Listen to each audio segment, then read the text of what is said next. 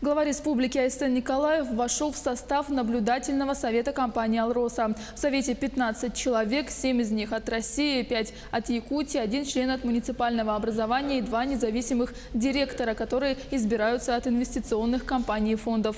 От республики в новый состав совета вошли руководитель региона Айсен Николаев, председатель правительства Владимир Солодов, министр имущественных и земельных отношений Евгения Григорьева. Избран новый состав правительства, руководство республики.